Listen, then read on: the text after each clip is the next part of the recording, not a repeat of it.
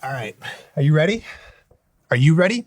Let's do this. Samsung Galaxy S20 and S20 Plus review. Let's just set the stage here. I think that it is really easy to take the Galaxy S line of phones for granted. Samsung sells so many of them, more than any other Android phone in the US. So I know it isn't hip or cool to say that I like the Galaxy S phones, but I usually really like the Galaxy S phones. Sure, Pixel phones tend to have better cameras, and OnePlus phones get a ton of attention, and they also tend to cost less, but there's just something really familiar about the Galaxy S line. It's like the default Android phone.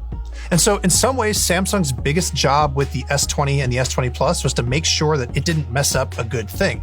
Like, for example, I just reviewed the S20 Ultra, this phone's big brother, and I think that Samsung overextended itself with the S20 Ultra.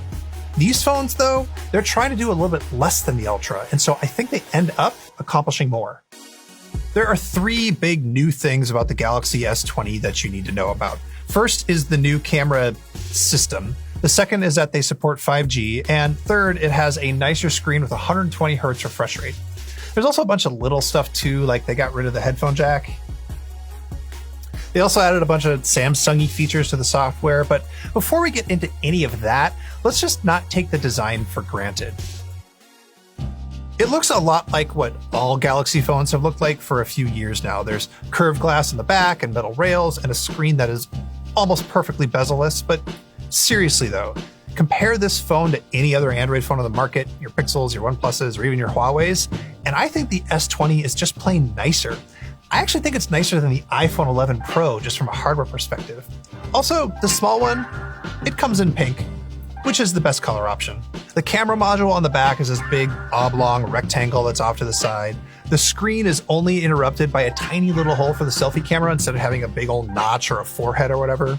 It uses an in-screen fingerprint sensor, which I have to admit is a little bit slower than other biometric methods, but I do just fine with it. Now this thing starts at $1,000 and the Plus version is $1,200. And so I know that you can get most of these features for cheaper on other Android phones, but the Galaxy S line just usually manages to feel more like a complete package. Samsung is charging a lot of money for this phone, and for that money, you deserve to get a really nice object. And yeah, Samsung delivers. Don't take it for granted. Okay, enough gushing. Let's talk about the camera, which is the first big new thing you need to know about. Okay, so actually, with the Galaxy S20 Ultra, I had to go into this big, long, complicated story about how high megapixel cameras work. But with the S20 and the S20 Plus, it's a lot easier, mostly. So the main camera is a more traditional 12 megapixels, and so is the wide-angle camera. The telephoto, though, is 64 megapixels. Samsung says that it needs all those megapixels to improve the zoom on its telephoto, and that actually works. You can get a better shot zoomed in at 3 or 4x than you can with an iPhone or even a Pixel. It's still not great, but it's a step up. Now, it also can theoretically go up to 30x, but it looks really bad, and it definitely loses to the S20 Ultra at that zoom, but the S20 Ultra costs $400 more, and I really don't think it's worth it to get decent 30x zoom shots. Now, I was really hard on the Galaxy S20 Ultra for autofocus problems and for how it did weird stuff to faces. The regular S20, though, it's better for that stuff, but it's not perfect. Focusing is improved, and maybe that's because it's using that more traditional 12 megapixel sensor, which uses a more traditional dual pixel autofocus method. It still hunts for focus just a little bit in video, but it's not awful. Now, as for faces, I do think that this phone is a little bit chiller than the Ultra with the sharpening and the smoothing, but it's still doing it more than I would like. It's a Samsung phone, so it wants to smooth faces. You should never ever turn on Bixby scene detection, though, if you want the white balance to be any good at all. What kills me is that if you turn on the Pro mode on these cameras, everything looks great. And if you use the selfie camera and turn off all the smoothing there, everything looks great. Basically, I feel like if Samsung would just get out of its own way with the camera, the whole camera system would be right there with the iPhone 11 Pro and the Pixel 4. But as it is right now, it's still a third place finish. As a whole package, I do actually like this better than the Pixel 4 because you get an ultra wide and you get way better video performance. All right, there are some other features to talk about. So you can take 64 megapixel photos with this, but even if you do it in really bright light, when I crop in, I didn't see enough clean details to make it worth it. I think night mode is pretty good. It's right in there with the iPhone and about to the level of the Pixel, better than I expected. And video quality, of course, is very good. It's Samsung quality video. It's not quite up to the level of the iPhone Pro though. Oh, if you were thinking you wanted to get the S20 Plus instead of the smaller S20 because it has that time of flight depth vision camera, honestly, don't bother. I didn't see any improvement in portrait photos because of that extra lens. The second thing to know is that these phones support 5G, and I have to be honest, I didn't get a chance to really test 5G because I'm here in San Francisco where I don't have 5G networks to test on with the carriers that I have. I did test 5G on the Ultra back in New York, and it was great, but I still think that you shouldn't buy this phone just because it supports 5G. I just don't think the 5G networks are there yet.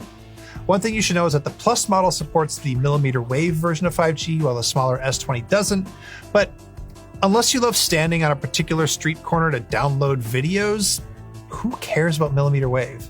Now, one reason you might want to get the S20 Plus besides the bigger screen is battery life. I mostly tested the smaller S20, which has a 4,000 milliamp battery, and after everything settled down from the initial setup, I was getting around 5 hours of screen time with the high refresh rate turned on. Brennan tested the S20 Plus, which has a 4,500 milliamp battery, and he got a little bit more. I think either one can get you through a day, and both really embarrass the Pixel 4 for longevity, but neither one is like stellar. As for performance, I mean, it's great. The only Android phone that's faster than these phones is probably the Samsung Galaxy S20 Ultra. There's plenty of RAM, and the Snapdragon 865 processor, it seems like the real deal. Still, Samsung is doing Samsung stuff with the software, and I could complain about this all day, but rather than do that, I actually want to tell you what I do to corral Samsung's worst tendencies.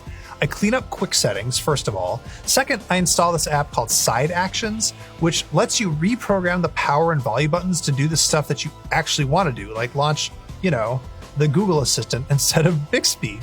Next, I install this app called Edge Calendars, which is awesome. It lets you swipe in to see your calendars right away. I turn off Samsung Daily, and I also move the brightness slider up to the top so it's easier to access. Oh, there's one more setting that I turn on every time with the Galaxy S20, the 120Hz screen.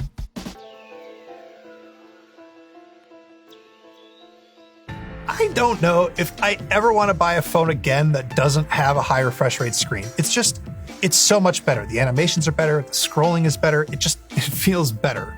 There is a trade-off for battery life though. It is worse if you have the high refresh rate on, and Samsung just locks it at 120 Hz. It doesn't try and vary it. So on the small one, if you definitely need it to last all day, you might want to ratchet it back to 60 Hz. Samsung also knocks down the screen resolution when you're at 120 Hz, but I think that trade-off is totally worth it on both sizes of the phone. Again, it just improves the experience of the phone so much. And of course, this screen is a typical Samsung screen, which means that it's great. I do think Samsung's default color is a little bit too garish, but you can set it to natural and then it just looks good. Anyway, that's it. That's the third thing to know about the S20. The screen is awesome, and I don't think you should ever spend $1,000 on a phone again without a high refresh rate screen. Samsung decided to call this the Galaxy S20 instead of the Galaxy S11 because it has those three things: the new camera system, support for 5G, and the high refresh rate screen. But I think the camera is only a minor evolutionary upgrade over the S10. The zoom is really nice, but otherwise it fundamentally acts like the Samsung cameras that I'm used to. Good, but not the best. I think 5G is a wash because the support really isn't there in most cities, and although I dearly love the 120 Hz refresh rate screen, I understand that that's a nice to have. It's not an actual functional improvement. So yeah, in my book, this is more of an S11 than an S20. It's not a whole new generation, but with fundamentals this good, I'll take it. Call it what you want, Samsung.